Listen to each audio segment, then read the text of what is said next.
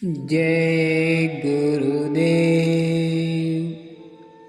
वो प्रेमी धन्य हैं जिनकी तबीयत कभी नहीं लगती, जिसके सामने कुछ नहीं आता, जिसे कुछ दिखाई नहीं देता, पर हाँ घबराहट बढ़ती जाती है, कसमसाहट बढ़ती जाती है, पीड़ा की वेदना से प्रणय की अग्नि में जलन बढ़ती जाती है। बस यही है ठीक पहचान मोहब्बत की। बस हमें अपनी उन्नत अवनत का ध्यान न करके इस जलन को बढ़ाने की चिंता करनी चाहिए। इसी ज्वाला से सारे कलमश जलेंगे, सारे पाप ताप धुल जाएंगे और एक दिन वो भी आ जाएगा जब आप उसके और वो आपका होगा। तुम्हें जो भी ज्ञान मिल रहा है उन्हीं गुरु के द्वारा मिल रहा है, जिनके तुमने गुरु कहकर चरण स्पर्श किए हैं और हृदय उन्हें सौंप रखा है। कोई दूसरा ये वस्त्र कदापि नहीं दे सकता, ना वो अनंत प्रभु ही है जो सबसे अलग और अलेपा है, देता है, देते गुरु ही है। वो शरीर रहते हुए भी देते रहते हैं और अशरीरी होकर भी देते हैं। वो जागृत में देते हैं, स्वप्न में देते हैं और सुषुप्ति में देते हैं। इस बात को कभी मत भूलना और सदैव ही इनका आभारी और अपने को ऋणी देखते रहना। उनकी इस अपार कृपा के लिए हमेशा उपकृत होते रहना भूलना नहीं, चाहे ब्रह्म के समान ही क्यों न हो जाओ। शरीर न रहते हुए भी वो ज्ञान तुम्हें देते हैं। गुरु के शरीर न रहने पर जो भी ज्ञान मिलेगा वो भी उन्हीं से मिलेगा।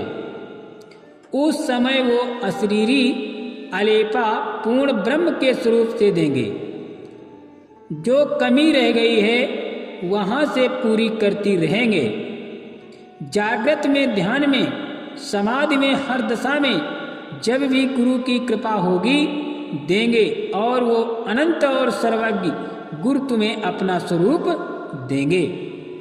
इसलिए इस जगत में सिवा गुरु के इस मार्ग में कोई अपना है ही नहीं। जब भी चित्त उधर जाए अपने गुरु को धन्यवाद दो, एक पल को भूलना नहीं है। इसीलिए गुरु को कभी मत भूलो। यही सच्ची प्रतिष्ठा और सच्चा अदब भी यही है।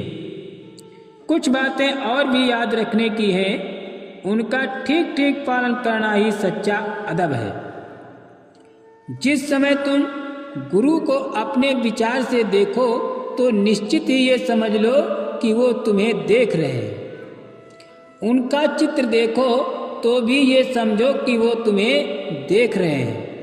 उनकी पुस्तक पढ़ो तो भी ये समझो कि मैं गुरुदेव के सामने बैठा हूँ, उनके उपदेश सुन रहा हूँ। चलते फिरते जब भी मन उधर जाए तो ठीक समझो वही उपस्थिति है। उनकी लाठी, छड़ी, बिस्तर, माला अथवा पूजा का सामान जब भी देखो तो उनकी उपस्थिति समझो। फिर उनकी पत्नी को तो उन्हीं का रूप समझो, बल्कि गुरु माता का गुरु से भी अधिक आदर करो। उनके पुत्र पौत्र और उनके संबंध रखने वालों को देखते ही उनका सत्कार करो, जैसा वो चाहे सेवा करो। उनके लिखे ग्रंथों का सत्कार करो, उन्हें उचित स्थान पर रखो, अस्त व्यस्त न होने दो। गुरु के चित्रों का भी ध्यान रखो, वो स्वच्छ और सुसज्जित रहने चाहिए। जब पुस्तकें या चित्र अधिक जीर्ण हो जाएं तो किसी पवित्र नदी में प्रवाहित कर दो। इसी प्रकार भगवान के चित्र और अपने पवित्र ग्रंथों का भी सदैव ध्यान रखो, कभी रद्दी में न बेचो। ध्यान रखो भगवान का चित्र कहीं ऐसे स्थान पर न हो जिसे तुम पसंद न करते हो। यदि कोई मनुष्य प्रभु का नाम ले रहा है अथवा अपने गुरु का जिक्र कर रहा है तो उसे भी प्रणाम करो। यदि कोई तुम्हें अपने गुरु के स्वरूप का दिखाई दे जाए तो बार बार मन में उसे प्रणाम करो। सच्चा शिष्य वही है जो अपने गुरु के संदेशों को लोगों को सुनाता रहता है। यदि कोई शिष्य अपने गुरु का काम कर रहे हों तो आपस में द्वेष न करो, क्योंकि गुरु उनसे प्रसन्न नहीं होंगे और ऐसे लोग गुरु से लाभ उठा न पा सकेंगे। ये अपना बड़ा भाग्य समझो कि गुरु तुमसे अपना कुछ काम ले रहे हैं। गुरु जो कुछ शिक्षा दे गए हैं उसे भूलो मत। जो भूलता है वो गुरु के संपर्क से अलग हो जाता है। उसे ऐसे ही समझो कि उसके घर का दीपक बुझ गया हो और अंधेरा हो गया हो। गुरु जो कुछ लिखकर रख गए हैं या कह गए हैं उसे पूर्णतया पालन करो, क्योंकि वो उनकी आज्ञाएं हैं। जिन्हें उन्होंने कुछ काम सौंपा है वो उनके युवक पुत्र हैं, शेष छोटे और ना समझो। इसलिए उनके प्रति अपना पूरा कर्तव्य पालन करो और गुरु की दी हुई संपत्ति यानी ज्ञान को उनमें से किसी को देकर ही उनके पास गुरुधाम जाओ। परम गुरु पदरज शीश धरूं, दीन बंधु समरथ सतगुरु का। परम संत करुणा के सागर, दीन भ्रमित आरत जन रक्षक।